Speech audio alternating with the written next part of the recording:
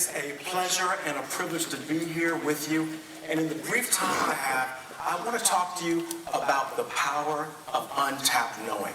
And I'd like to do so through telling you a story about one of the most dominant, most captivating, and what some people might say one of the most controversial sports figures of the last 20 years. And no, this is not a football player, it's not a basketball player, it's not a tennis player, it's not even a boxer. It is a golfer.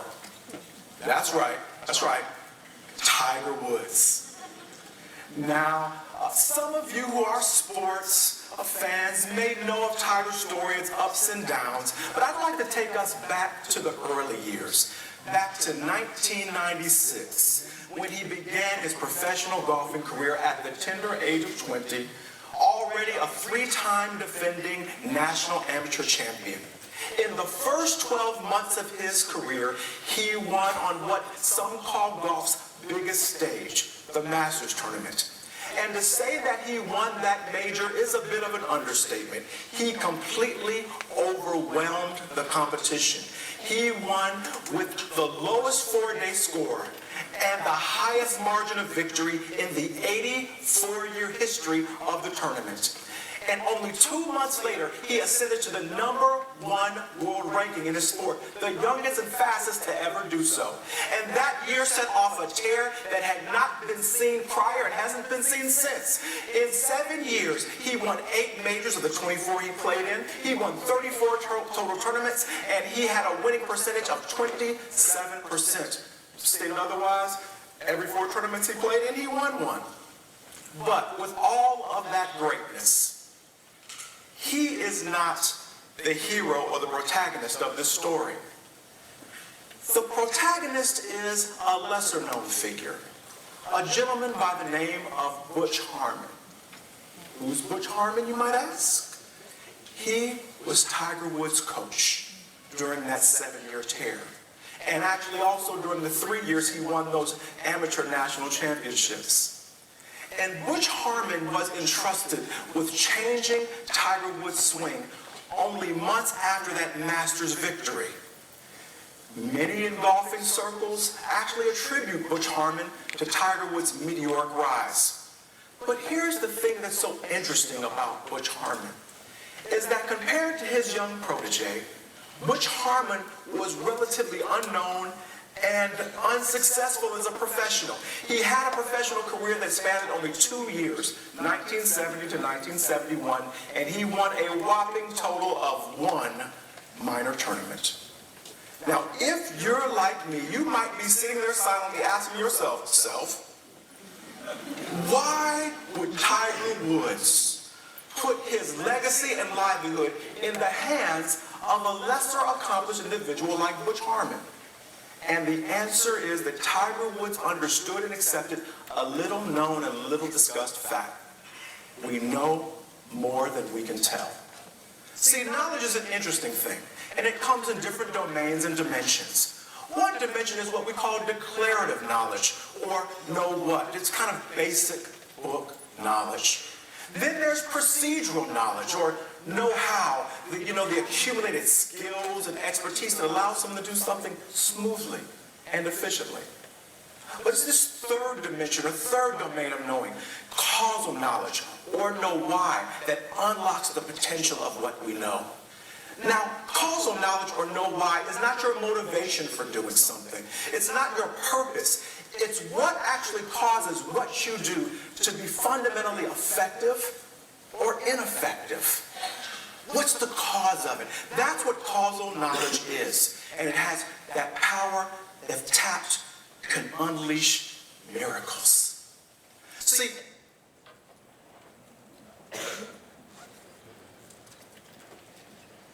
and knowledge in itself exists on a continuum.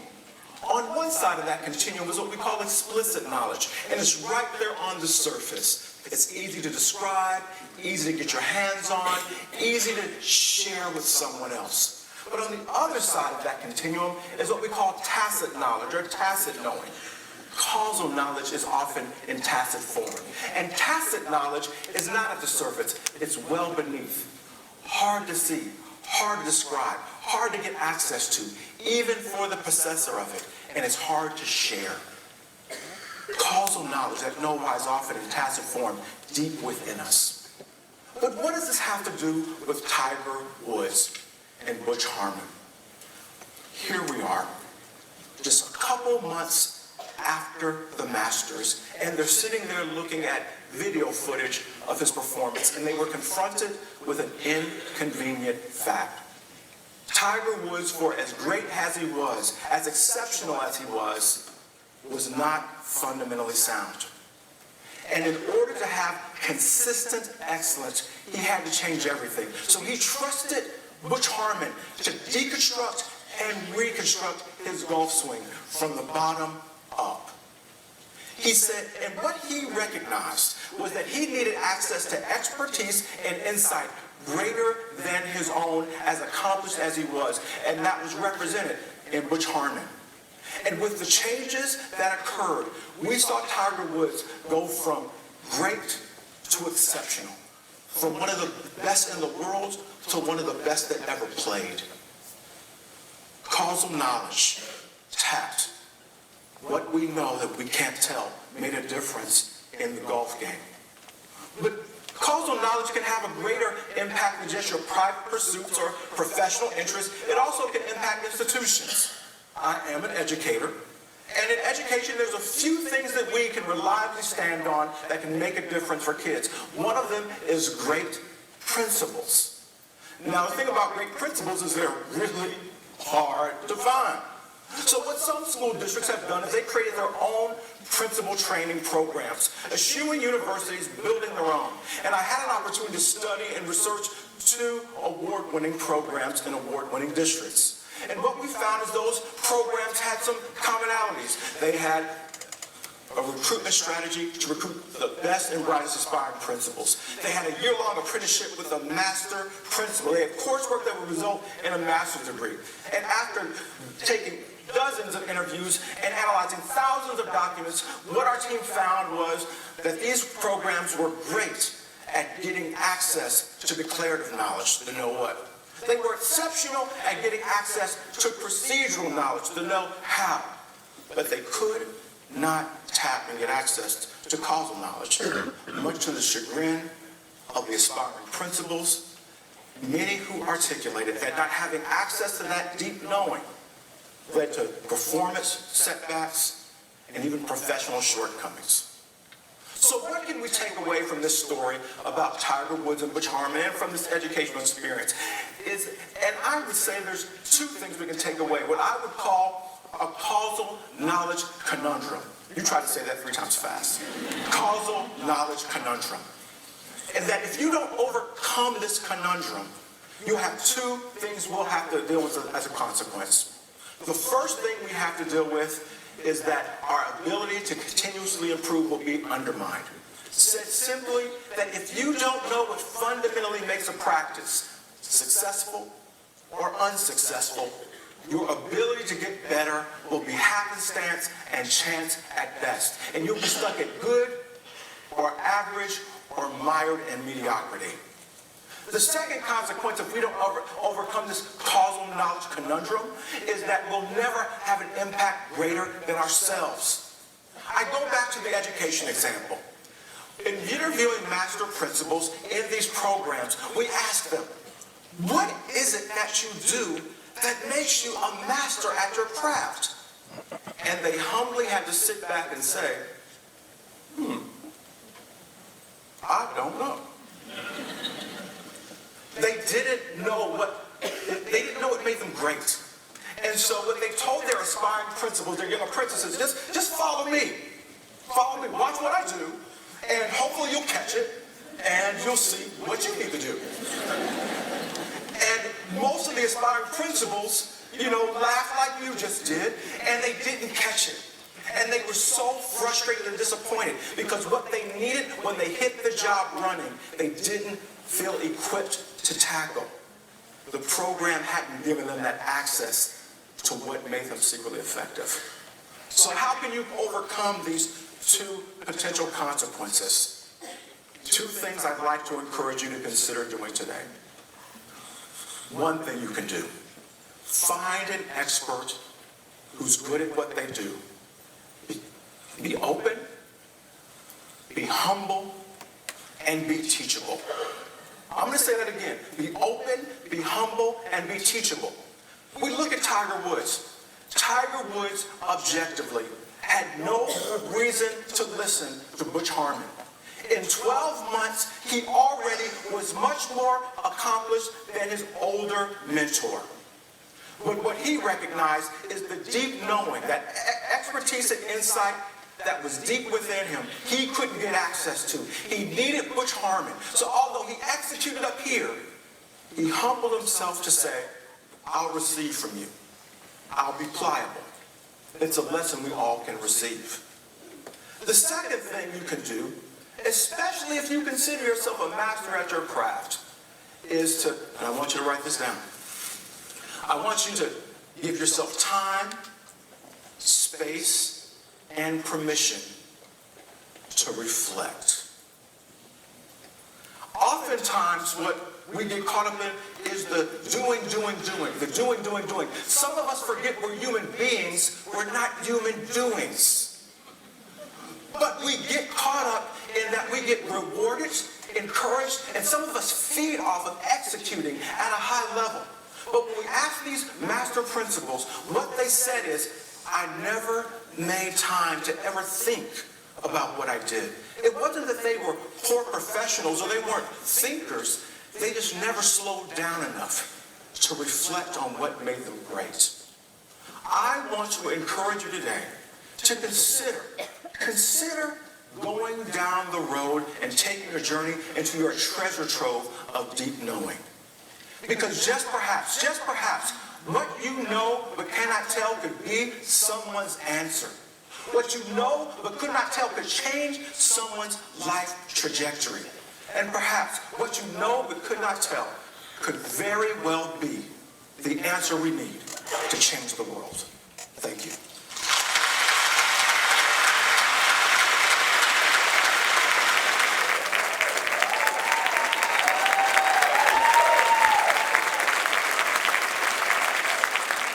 I don't know what is more humbling, speaking before you actually, or having to watch you watch me speak. That you're an intimidating crowd, and they asked me about if I wanted to repeat it, and I said it would be best if you just saw the video and we talked a little bit about it. We're going to be brief here, but really what I had an opportunity through my research and to be able to explore is that we as an industry, and we as individuals and professionals, we deal with imperfect conditions, with imperfect plans, as imperfect people. And there is so much greatness in the room. But we fail to get access to it. And what Dr. Wilcox talks about is failing fast. And I want to give a little juxtaposition to that and say, well, perhaps it's not just failing fast, it's learning fast and spreading what we know effectively quickly.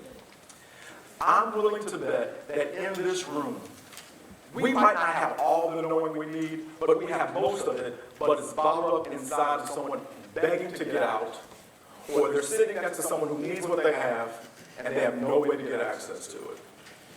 And so as we embark on this next chapter of our work together, trying to deal with some of the things that Brian raised, that Lace Robinson raised yesterday, we're going to have to really tap what we know deeply.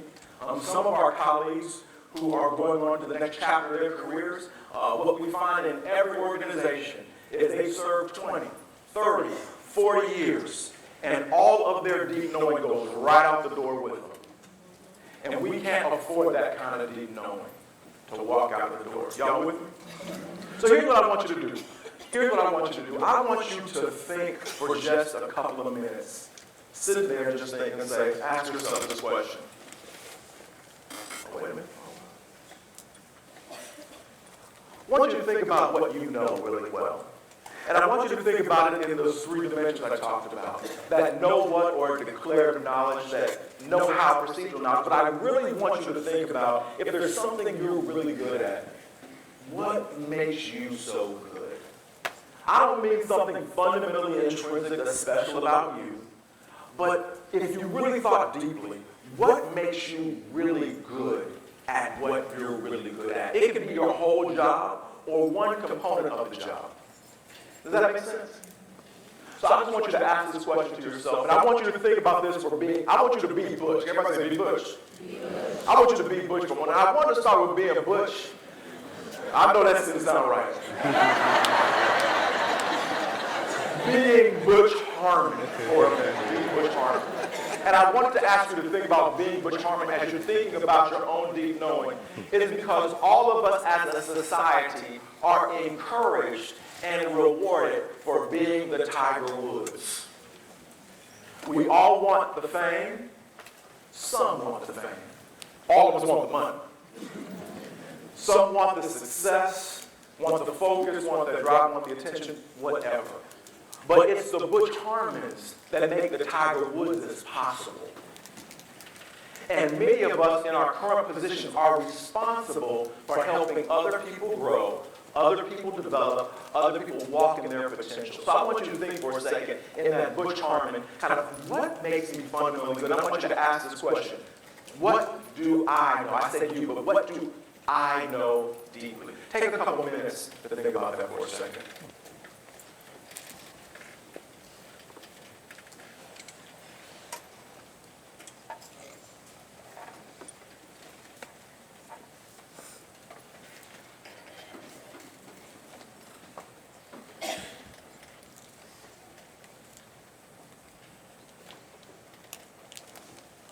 What do people tell you you're really good at?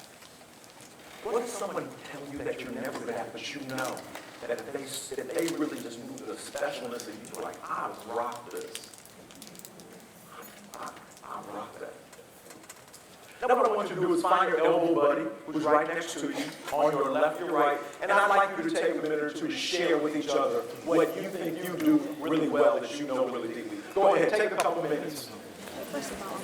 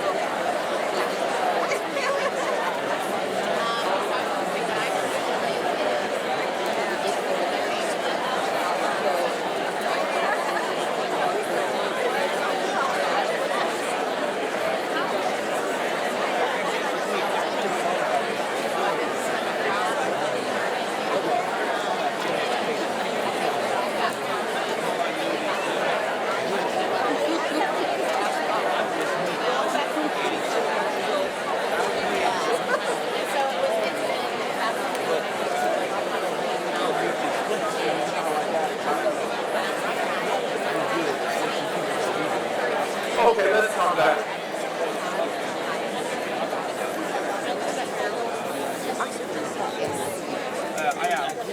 So I'm going to trust that y'all are having a deep conversation about the question I asked. So I wanted to ask, can I have one volunteer who will be willing to share, be bold and share what they think they're really good at? Okay, we got some. There's a microphone coming to you. I'll ask you to stand up for a second. Hold on, the microphone coming to you. No, the microphone's coming. Martial arts. Okay, so hold on. So tell me, what makes you think you're so good at martial arts? He's like, you don't have to demonstrate on me. Demonstration would be better. Explanations, please. You're How quickly I advanced, no matter where I went and what teacher I learned from. quick advance. So do you have like a belt? Like, what kind of belt do you have right now? I mean, above the canvas. I'm wearing a black one right now. So you're a black belt? No, Kung Fu doesn't have any belts. It just has levels. What level are you at? Mastery level. Mastery level. I think that deserves an applause.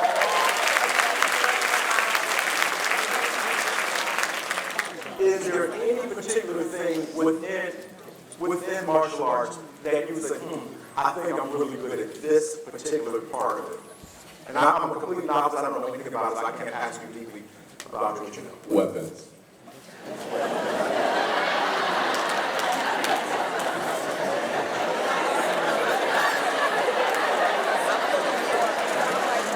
Does anybody else have that kind of reaction? I'm working, Ryan. We have over 24 weapons in Chinese martial arts. I'm sorry, say that again, please. We have over 24 weapons in Chinese martial arts. Do you have one that you're particularly strong in? The spear. Now, is it the rotation? Is it how you use it? The accuracy of the striking.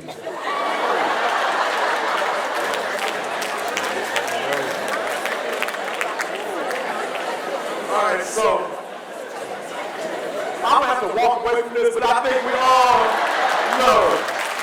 Right. Woo.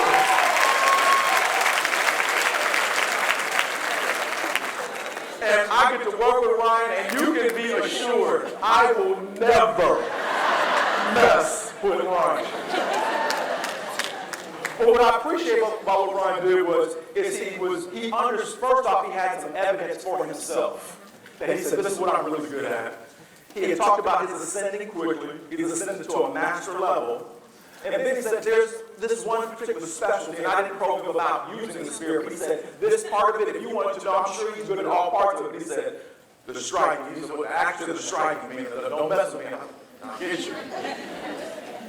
But what I want to ask you to think about, here's the thing is, I'm glad Ryan stood up because he's a master at what he does. Literally, he's been classified as a master. What blew my mind when I began to explore the relationship between Butch Harmon and Tiger Woods is that Butch Harmon, for all intents and purposes, wasn't a master. He had actually, for all objective purposes, had experienced career failure and had to recreate his career where he's now one of the top, if not the top, PGA golf coaches, instructors in the world. And he's been at that status for about 10 to 15 years and not longer. And so some things that you know deeply, you wouldn't have the credential or the affirmation of an industry to tell you that. And understand that when Butch Harmon met Tiger Woods, and I don't know about the particular meeting, Tiger Woods was 20 years old. Tiger Woods actually was younger because he met him and started on his amateur career. So you can imagine you're a grown man, had done something for 2 years, and now you're working with a teenager. And you're trying to help this teenager who has all these awards but hasn't won anything. You can imagine how humbled Butch Harmon might have felt. He wasn't on the PGA Tour yet because his main client wasn't on the PGA Tour yet. He had helped some big stars, but he didn't have any real staying power, if you will. Otherwise, why would he be working with a teenager? Y'all hear me? I'm just talking to you, right? So there's something that other people, you might know really well, that you haven't been affirmed for. And you're going to have to own your deep knowing. Is that all right? You're going to have to own what you're good at. Which means you're also going to have to give yourself the space and permission to explore it. Because if you can't actually explain it, it's not accessible, and in many places it's not real for anybody. So as you're thinking about whether it's your school team, your school administrative group, if it's your SLT, or if it's just you personally, I encourage all of us to take some time this summer and subsequently in the months and weeks to come to think about, why am I so good? Not the why, but the causal why. What makes me fundamentally effective or ineffective? So now I want you to think about this. What do you do or can you do to probe your deep knowing? Take just 30 seconds to think about that. But you know your lifestyle, you know your pace, you know your disposition. What could you do or do you do to probe your deep knowing?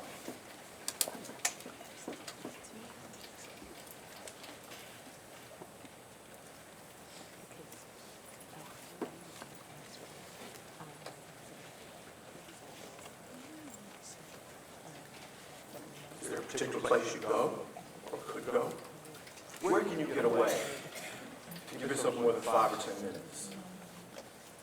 What puts you in the place where you kind of think about your own thinking? If you don't do this, why don't you give yourself permission to? Why don't you think you're worth enough to explore you, to know yourself? But given our time is short, I want you to stop being Butch for a moment, or Butch Harmon, and be Tiger. Be Tiger Woods. And I want you to think about Tiger for a second. And here's what also got me, is I thought about Tiger Woods, and we know the Tiger Woods of today, you know, kind of after he's had a bit of a public fall, and he's had some, you know, we'll leave alone what happened to him. But let's just think about him professionally for a moment. For 7 years, he was the best ever during that 7-year tear. And he's only months into his professional career, and he's already #1 in the world. Younger than most of us, if not all of us. And he's the best in the world. And he let someone kind of probe him. And he had to kind of be humble to think about, what do I have to improve at? I'd like to think about either your school as a whole, your leadership team, your administrative team, or you as a professional. And I want you to ask yourself about any one of those categories, your team, yourself, or your overall organization, could be your department. What do you need to improve or master to become exceptional?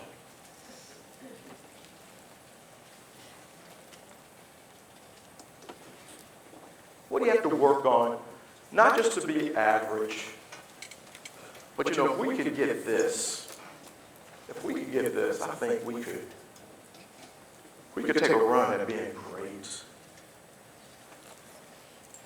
Share with your elbow buddy what that is. Take a minute to share with your elbow buddy what that is.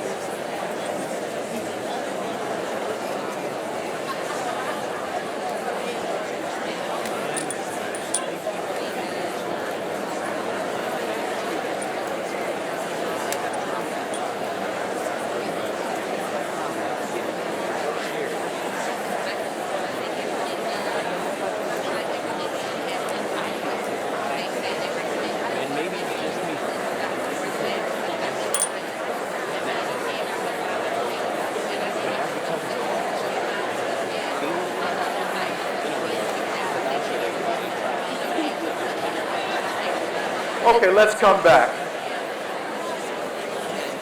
I want to be respectful of your time. Now, could I ask for a volunteer, a brave, bold person who'd be willing to share something they personally, their school, their leadership team could work on? And if it's being accurate with a spear, I'd really appreciate you sharing that. One volunteer.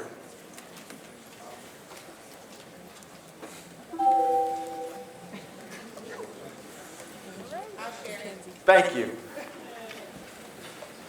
Microphone's coming to you.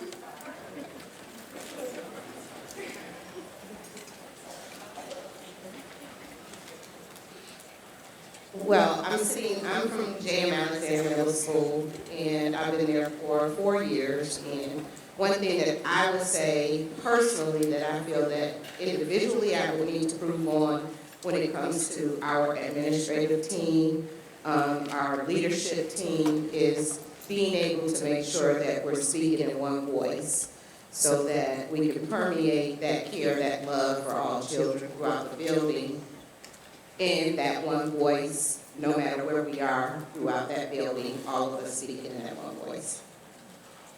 Keep the mic. Thank you so much for being so open about it, a learning opportunity that you have. Thank you. Why is that so important?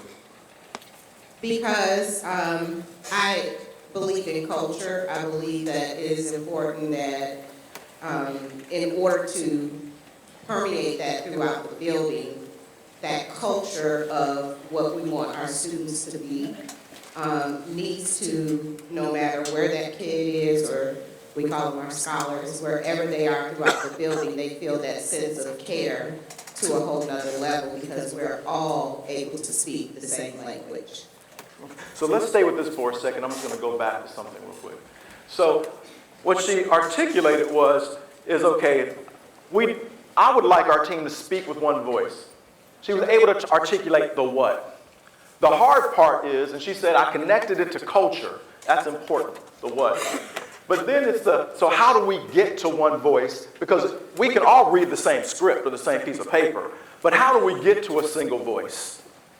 And then what she might need to learn, or the team might need to learn is, so what fundamentally helps you get there in a way that's authentic, that people won't go left or jump ship when they confront a challenging topic that you already agreed on, but they have a conflict with what they think is best or right.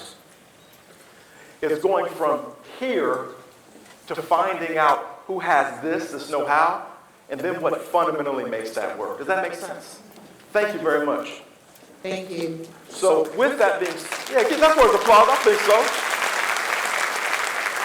So in closing, in respect for our time and our schedule, the idea of continuous improvement is really to think about, okay, what are the sources of your knowing, and how do you really tap your knowing, but also be open, pliable, and focused enough to continuously improve. As I said before, we have imperfect conditions, with imperfect plans, with imperfect resources, with imperfect people. And so anything we do the first time is never going to be good enough for where we need to go. So we're going to have to continue to iterate, learn rapidly, spread what we know, and rely on each other. But I'm privileged to work with you, to serve alongside of you, and I'm thankful for that opportunity, and I hope we make the most of our day. With that, I want to hand things over to our colleague, Jocelyn, and will give us some instructions about the next steps for the day and how we can make the most of the morning. Thank you.